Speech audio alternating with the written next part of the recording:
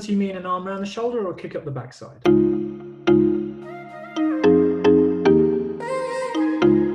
Hi, Helen. Hi, Richard. How are you doing? I'm doing great, thanks. How are you doing? Really well, thank you. Fantastic. Well, this is a bit of an experiment, isn't it? We're going to do. So, what I had a crazy idea, and you're up for anything, it seems. So we within reason. Let me just Within reason. yeah. So come on, this is going out to the public. Um, so I had a crazy idea, and you very kindly agreed to play along with it. So we're going to have a little bit of maybe a two-parter here, I suspect, because I've thrown a curveball at you. Because part one, what I wanted to do is just talk about content creation, content sharing. And that's just the theme, and then we'll have a little chat about it and how it could be relevant. Obviously, this is in the context. I will come at it from a property type of angle, but I'm sure you've got experience beyond property, so it's business, it's anything really, isn't it? I guess. So yeah, absolutely. That would be part one of our conversation. So this particular episode, and then if you're still talking to me at the end of that. I think you're going to put me in a hot seat, aren't you? And maybe do a bit of coaching around some of my own content. Is that right?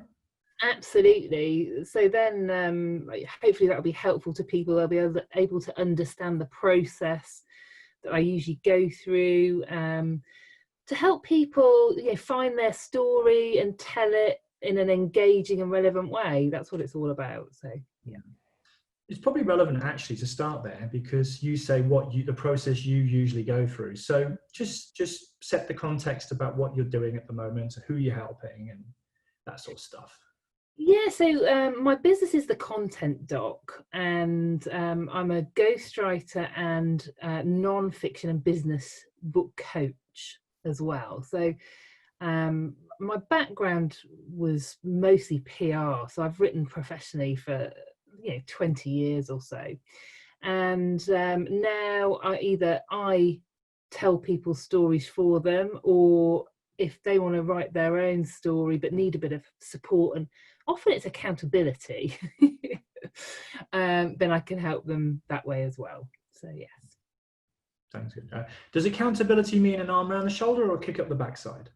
Depends what you need. I'm definitely more carrot than stick, I'd say. And I like to make the process fun. I don't think it. One of the things that people really struggle with when they're wanting to write a book is a feeling of overwhelm. It's like this is like a massive undertaking. It feels like Mount Everest is facing me and I just don't know where to start.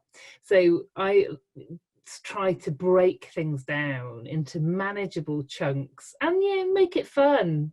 Life's too short, so might as well enjoy the process. Absolutely. I always think it's great when your real character comes out in our conversations. And I'm going to try and get that big giggle of yours on camera at some point. So, there you go. That's just made you self-conscious, hasn't it? So,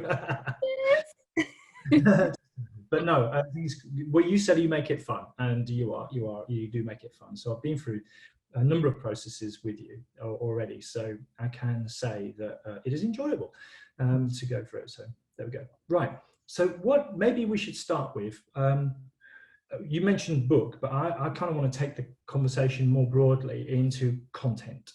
Yeah. So first of all, why would somebody want to create and share content? What would be good reasons to do it at all? Yeah, so I suppose I should also say I also help people with general business content, and the reason that that's become so important is really it's the rise of the personal brand. So for a number of years, people have wanted to feel more connected on a personal level with the businesses that they interact with and obviously buy from. So with a personal brand, so that means that business people now have personal profiles on social media and that kind of thing. They're not necessarily hiding behind their sort of company name in a very corporate and sort of, you know, dull corporate exterior.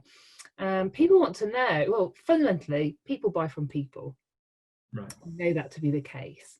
And so it's really important that business people are putting out, projecting their real character, so that your prospects and clients are moving along what we call the know, like, trust journey, which they have to go along before they will buy from you. So that's kind of what it's about. There's an oft shared stat about, like, there being something like 2 billion blog posts shared every day. Do you know what? That is from 2011. Right. So it's much, much more than that now. So not only is content sharing important because we want to share our personality and who we are with our audiences, but our audiences are being assailed by content left, right and centre. So our content needs to be authentic, and it needs to stand out. It needs to be engaging, and it also needs to be relevant to our audience. So yeah, that's hopefully that was rather long-winded. I mean, to be fair, that was a really good answer, and you took me into a couple of areas I was already thinking about taking you into, and you mentioned things like authenticity. Well, you said being authentic, for example, and people buying from people and not hiding behind a corporate brand. So I get all of that. Absolutely makes sense. So it's essentially, I guess, content for business purposes, making a personal connection in what is quite a noisy environment. In fact, just to pick up that point, what is content, and what is it?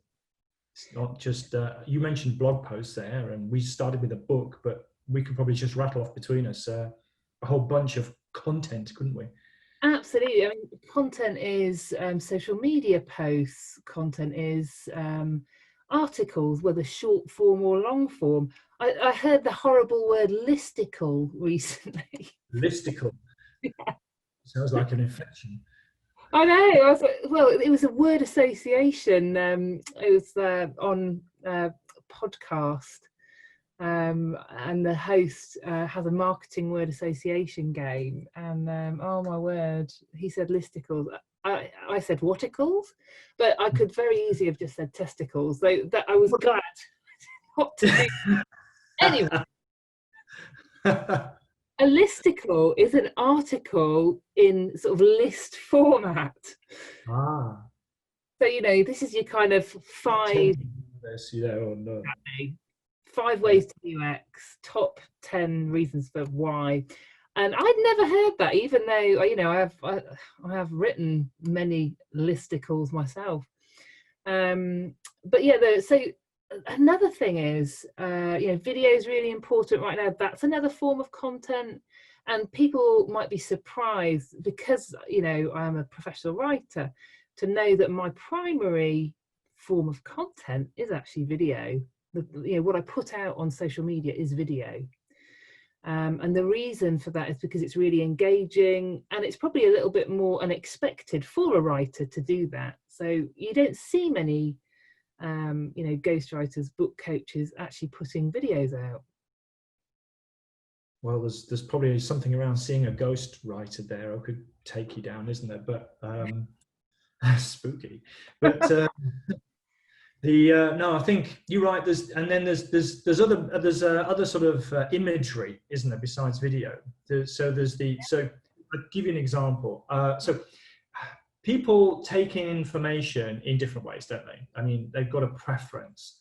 It could be words, it could be graphics, it could be motion, imagery, it could be static imagery, it could be they like to touch things and have sort of aesthetic things. So people like to take in information in different ways. So therefore, having your content, I'm probably leading you in a direction, but having your content which can be maybe touching a number of different media formats, it's probably a good thing, isn't it?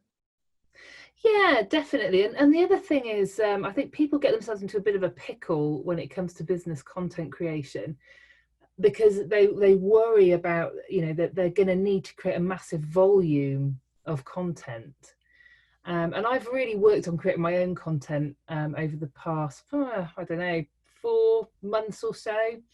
And I've actually amassed a right little array of content that I can reuse. But actually, if you go back to the beginning and start with your customer avatar, work out kind of pain points for your customer avatar, then that leads you onto themes. And so I would say, I don't know, create a video about writer's block and how to overcome it. I would then write an article off the back of that as well and pop that on my website as a blog post. And then I would be able to create several social media posts pointing people to that blog post, or using the video, and I can send the video or a link to the article, or both, in an email to my email list. So you have to be really clever about repurposing too, I think. Yeah, so that word repurposing, so it's the idea of taking one media format and then translating it into another format so that you can use it more than once. Yeah. Essentially, yeah. And the other thing is, if people again get really hung up about, can't post the same thing twice. Of course you can. The algorithms for social media are such that, people who have seen one of your posts, they might not have seen others. So you can confidently repost content. Obviously, you're not, going to put the same thing out every day or something, but if you put it out a month ago, it's fine. Stick it out again, or you'll probably get a whole different group of people seeing it. It's okay. Well, I'm glad you said that. I mean, and so just to drill that down, you can repost the same content or a variation of the same content on the same media platform more than once, as you just said. So maybe a month down the line, maybe 6 months down the line, and therefore you are leveraging that content in the same media platform. But what you can also do, of course, is, so if I take I've seen your videos. So you're doing a number of videos on LinkedIn at the moment, which, by the way, because I'm seeing them all, I'm probably commenting them, I get fed them as well. They come on my feed. So it becomes, I think the algorithms learn what you like and they feed you more of it, don't they? Yes. So I've been following you, and I'm trying to, support what you're doing because I believe in what you're doing. And so therefore I'm liking and commenting on your videos. But just drifting away from that, what I really like is you do a video which also has like a caption, doesn't it? It has the transcription on the screen. So what you've got there, of course, is you've got the visual, you've got the audio, but if people, for whatever reason, perhaps they're in an office or a public space, don't have headphones, can't listen to the audio, then you've got the words playing on the screen. That's really neat, isn't it? I think you have to do it, Richard. And someone told me that you should always caption videos, and literally it's like a couple of US$ for to caption a short video. It's $1 a minute for rev.com. Yeah, you're using Rev, yeah. Yeah, and it's really accurate. It's human captioning, not machine captioning. So it's very accurate. But I really noticed a difference. They say something like 80% of people watch videos on social media without the volume, so on mute. Because sorry, what percentage? Sorry, 80% or something. Oh wow, okay. And not only that, so I took that as read, but on the rare occasion I haven't captioned a video, and I think there was one I posted the other week where I didn't caption it, and the number of viewers was right down on what it would be normally. So I think that is correct. Yeah, very good. And this is video, obviously, and it's going to go on a podcast. So that's predominantly audio format. So even though you and I are looking at one another, there is video content. It's going to be, we'll just have the audio extracted, which will go to the podcast. The video, with your permission, will go on YouTube. Yeah, that's no problem. That's 2 formats and 2 platforms.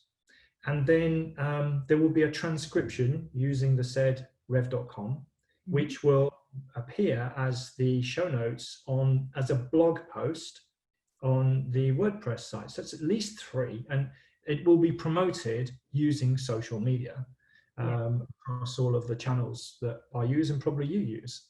So it's going to be repurposed, to your phrase, multiple times, isn't it? And some people watch the video, some people will see a clip on social media, some people will listen to the podcast, others will read the blog post.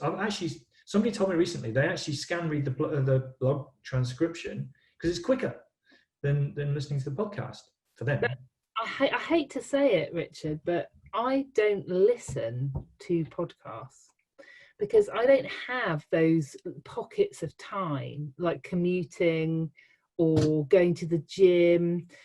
I don't do those things. And it's much quicker for me to read. So I do enjoy podcasts, but only if they have transcripts.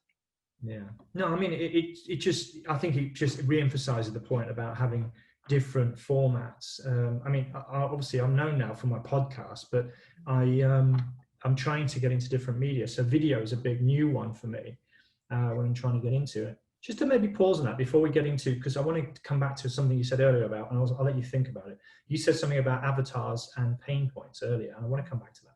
But before we sort of move away from the platforms, let's just maybe talk about them, because I often ask people, what are the sort of main search engines that people can post content to? And when I say search engines, I would include things like word search as one generic one rather than listing all of the individual ones. But between us, we could probably rattle off what the main places where people find content are. Should we have a little bat and ball between us and see not who wins, but who's the last person standing? Oh my word, that's so tricky. So shall I go first or should you go first? You go first. Oh, great. Okay, so I'm going to go first. So I'm going to say Google being the top word search platform. I'm going to say YouTube, which is the second biggest search engine. There we go. Well, I think I'm going to lose this already because I didn't know what the order is. So I'm going to say Facebook as probably the biggest user base for social media. I'd have to go LinkedIn, which is my primary social media channel. There we go. So I will now go, because I'm a podcaster, I'm going to go with iTunes as a great search engine for audio content. Yeah. I think I'll have to mention Instagram. Yeah. For photos and stuff. Photos and images. Yeah. I'm running out now. I'm now going to go with Amazon as the written word, for books in particular, which probably gives you a clue of where you could come back there. Yeah, I think maybe like Goodreads. That's a good one. That's quite interesting. I think you're reaching there. So where else was I going to go? So probably when I have this sort of conversation, we get that. So people normally go Google, Bing, and Yahoo, and they get focused on that type of search engine. But what we're trying to illustrate is a multimedia platform. So I think some ones to watch personally. I have no idea how to leverage them particularly at the moment. In fact, I am leveraging one already, but I don't think it's bringing a great deal. One is Spotify. Oh yeah. So Spotify is kind of the new iTunes, isn't it, in a way, for music content. But they also have podcasts. So that's that. And then, so I'm intrigued as to where that could take us. And then the other one is Netflix. Now, I'm not necessarily going to produce a documentary and put it on Netflix, but this sort of pay on demand type of streaming, video content is probably one to watch. Maybe not for solopreneurs necessarily. This is maybe for people with a bigger budget, but I think it takes us down a pathway of how people are consuming content. It's in different ways and different platforms. So. Definitely, and it's on demand. It's like it always makes me chuckle because my parents still, if we go around to their house on a Sunday, we will be kind of encouraged to leave before 9 p.m. because my mum will want to watch something at X time. And it's like, but mum, it's on iPlayer, so you don't need to do that anymore. You can watch it whenever you like. No, it's like she still has those kind of fixtures, TV fixtures, whereas for us those days are gone. Yeah, absolutely. I mean, you could add in things like very specialized stuff like TED Talks or producing a course on Udemy and those sorts of content platforms as well. But maybe that's taking it to not a 101 level, but a 102 level. So, which kind of does bring me back around full circle to, so the other day, I'm going to just share this with you. I did tell you that I've been trying to do more video content. Yeah. And that's been going for a little while now. And I've got some good people who can help make the videos look half decent, which is fabulous. So sometimes you do need a bit of support behind you if you're not that technical yourself. I think you do a lot of your self-publishing, don't you, in terms of video? Is that right? Yeah. You're pretty self-sufficient. I probably need a bit more help. I'll probably be kicking you out by 9 p.m. type of. So there's two ways of doing it. There's doing it yourself, and you could probably talk about tools that you could use to do that. I tend to bring in somebody to help me do that. But anyway, I'll get to my point. So there's that, and then I think the other thing is, I was trying to do Instaphoto. What is it? Instaphoto? No. Instagram, isn't it? Yeah, I was just kidding. So I was trying to do more Instagram. I set up an Instagram account about 4 or 5 years ago, and kind of there was one little. If you look at my Instagram account, you'll see the original post was a video where my wife was actually videoing me trying to figure out how to log on to and use Instagram. And then I just I just want to test you on this. I did a recent experiment. We had a brunch on Saturday. And I posted a picture of our brunch on Instagram. Is that the right way of using this platform? So I'm not an Instagram expert because it is images and video primarily. But yeah, I think so. I've got a client and friend who is a fashion designer specializing in lingerie, and she's about to launch a new sort of coaching service actually for other people who might want to set up their own lingerie brand, don't know really where to start.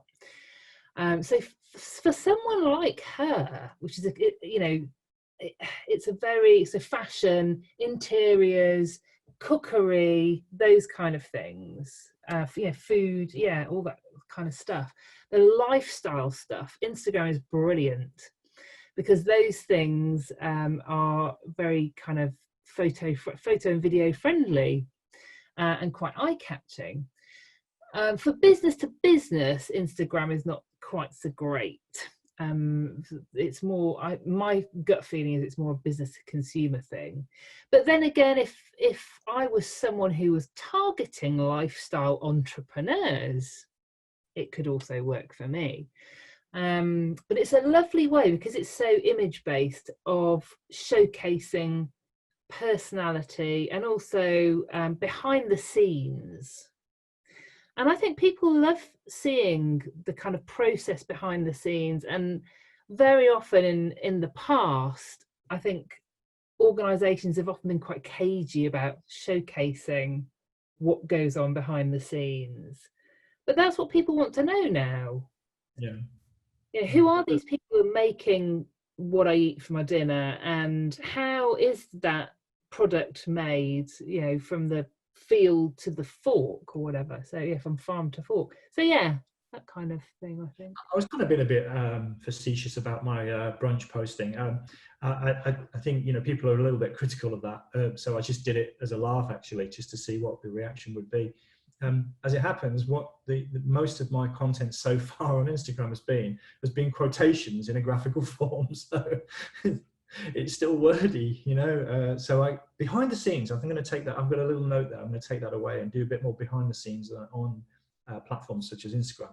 But I kind of took you, I asked you a question at the end, but I took you away from one I wanted to get from you as we went along, which was, if you're doing your own content creation, are there some tools that you use? Yeah. Helen, yeah. Yeah, okay. What are the tools that you use, Helen? So that's really funny you should say that, because I was going to say, I thought I must say this. I keep a spreadsheet, and I would recommend that anyone who's posting on social media regularly just keeps a spreadsheet. Spend like a day at the beginning of the month creating content and planning content for the month. So if you do that, you know, just a few columns, the date, what format the post is it a video or is it whatever, the kind of text that accompanies whatever it is, the channel you're going to put it on, and the date it was last posted, because we're hoping to repurpose it, of course. Also, if it ties in with any special occasions, so you know, you will rapidly, if you do this, build up a suite of posts. So you know, yes, this is a Halloween post, or this one is, you know, relevant to Christmas or whatever it might be, and it just, there's no point in reinventing the wheel every time. So so that is my top tip: just keep a blinking spreadsheet. Great. Keep it. They call it, was it a content schedule or something? I mean, I guess that would be. Yeah, content or social media scheduler. So I mean, I've got like the simplest thing ever, and I'd be very happy to give you you know, a copy for your listeners to download. That sounds good. There we go. So there may be some things. So I have spreadsheets like you do. So to track some of those shares and the content. So do that. I also use a platform called Buffer. So that helps to schedule social media posts across multiple platforms. So you're not like tapping into Twitter, tapping into Facebook, doing it each one individually. So that's a bit of a time saver. So I did that. But at the moment, so I used to kind of post on like 3 or 4 channels simultaneously. I'm not doing that now. I very much have chosen LinkedIn as my kind of primary social media channel. I also post on Facebook, but my content isn't aimed at Facebook. My content is targeted at LinkedIn. So the kind of Facebook thing is just a matter of course, and I also always now put my videos on YouTube. I've got my own YouTube channel. I do nothing to promote it whatsoever, but I was given some advice by a great guy called Bob Gentle, who has a digital marketing agency and digital marketing podcast, and he said, always put your videos on YouTube because it is the second biggest search engine there is. And he knows loads of people who have done that. They haven't promoted it at all. 12 to 18 months later, all of a sudden they find they've actually got a YouTube following. So that is a no-brainer. Yeah. And so so I was just going to say, on the tools side, I think if you want to record something on your screen, you probably use a tool there, do you? Or do you just go straight from the video and upload it? I have done some like Facebook Live videos, but I just usually use the video camera on my laptop, which is pretty decent. And if many of them are these days. But you know, iPhones also, if you've got a decent smartphone, many of them have pretty good cameras, and even editing facilities.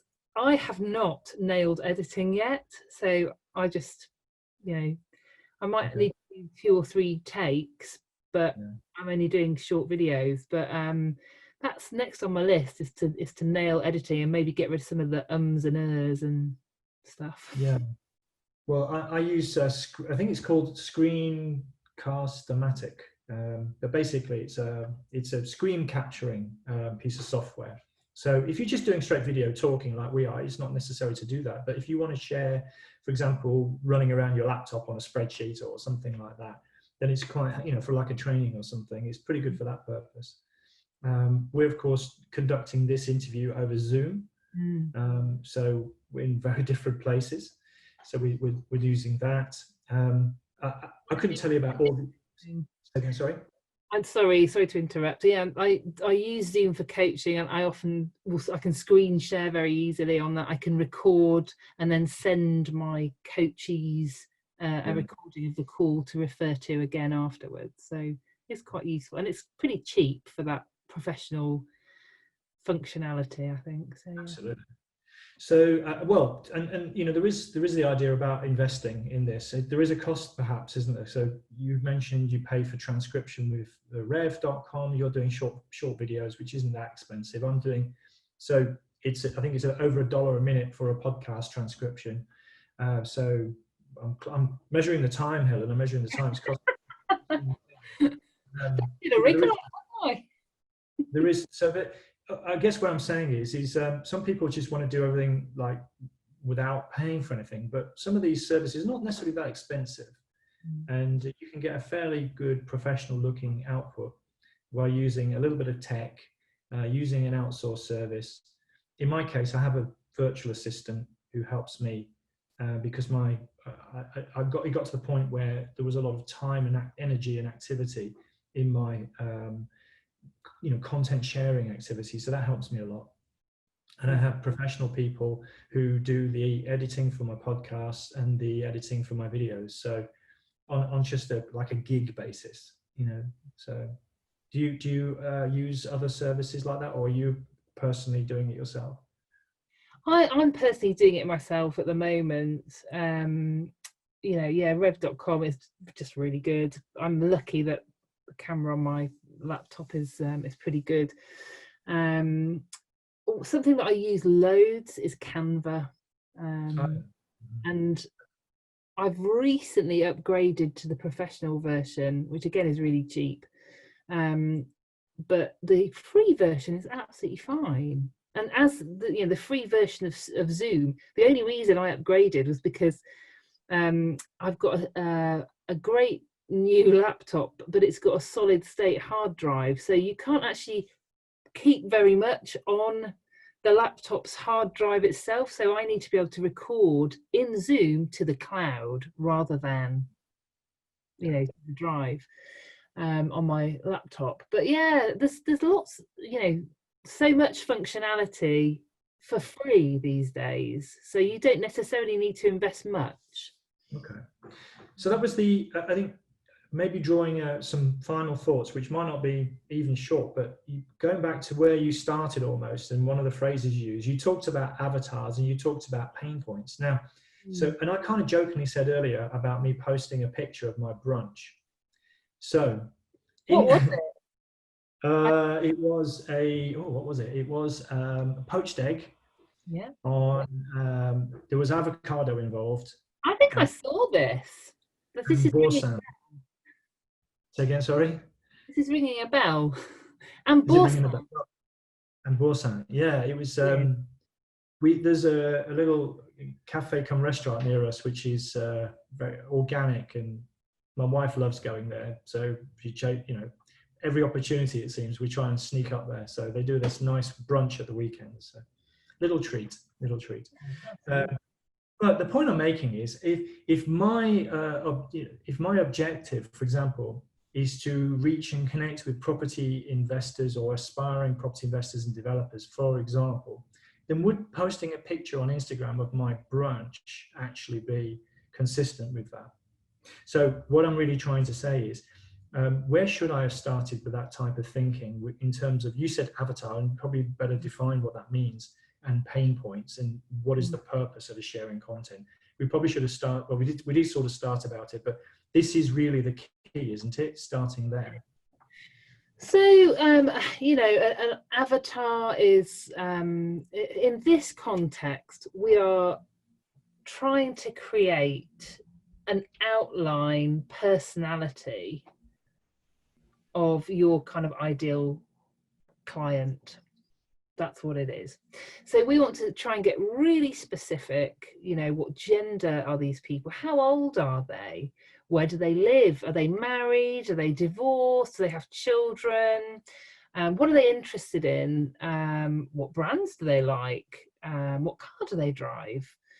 What are their aspirations? And what are their pain points? And people, I think, often don't really understand what I mean by pain points. It just means, what are the things that keep this person awake at night? So, you know, what are their worries, their concerns, their challenges? And, you know, obviously we're thinking, and then how can we help them to overcome those problems? So, yeah. And also it's really important to say, don't get too hung up about this avatar thing. It doesn't mean that no one else that falls outside of this avatar will, you know, it doesn't mean that no one else will want to work with you.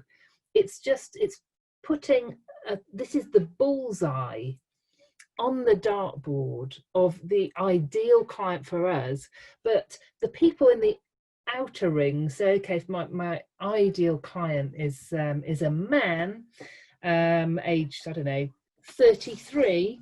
It doesn't mean that a woman aged 33 won't work with me, or a man who's aged 54, or whatever it might be. Those are the other rings of the dartboard.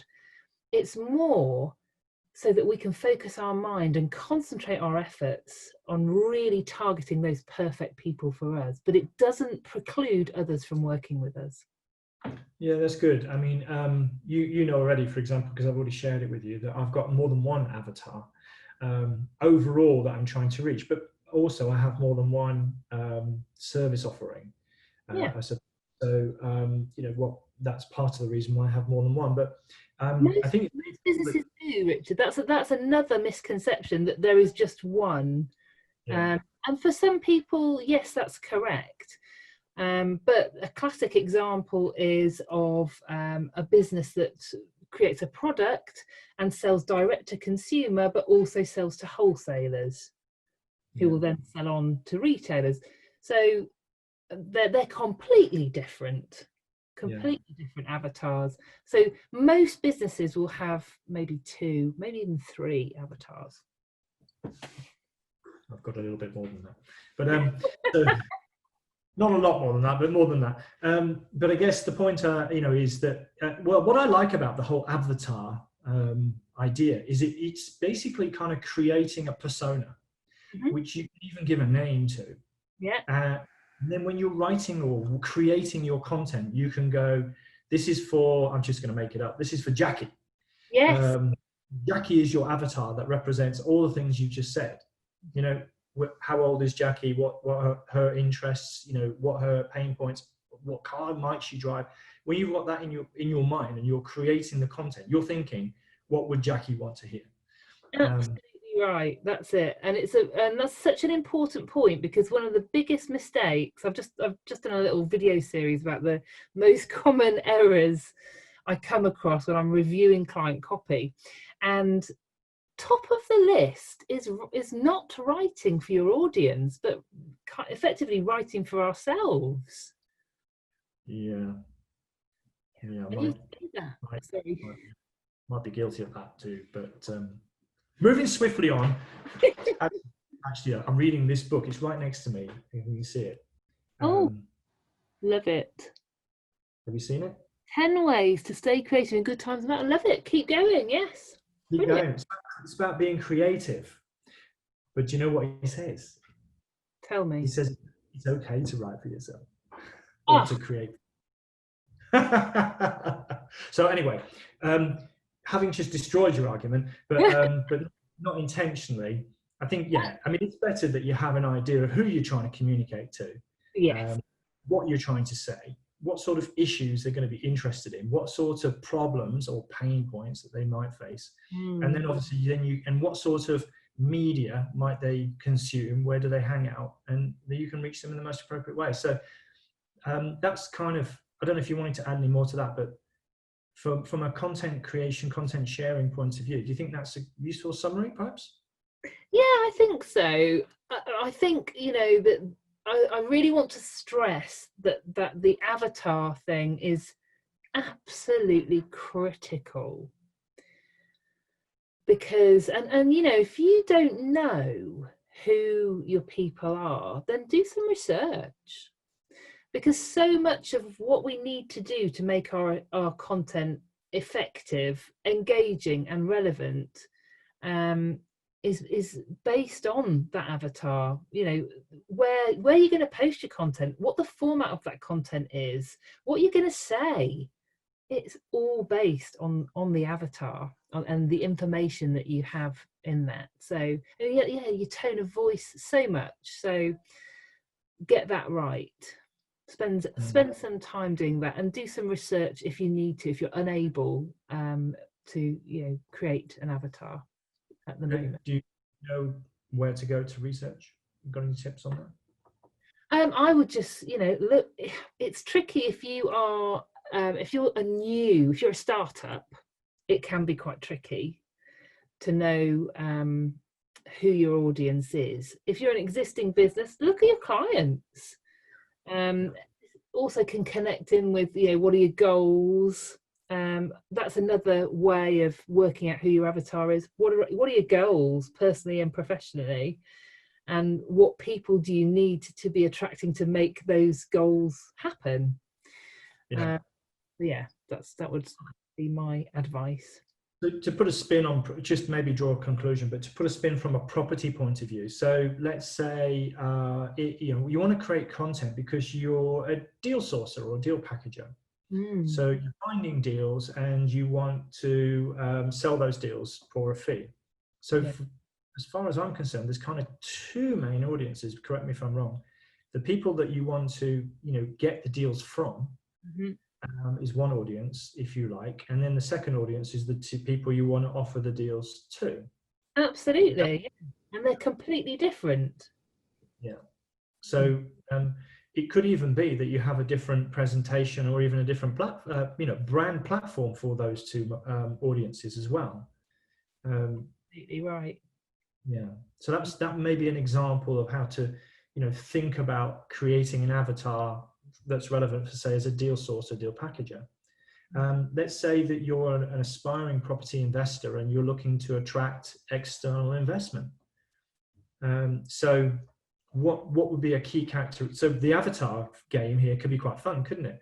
So what would that avatar look like, that investor into your business? What are the characteristics of that individual?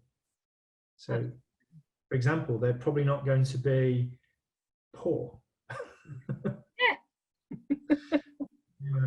So that's just an easy one, isn't it, to think about? So in other words, if you're trying to attract, so I'm just going to play that up. If you're trying to attract external investment as a property investor, then, and that's your main purpose for creating and sharing content, then is it appropriate to share how to get started as a beginner in property type of content?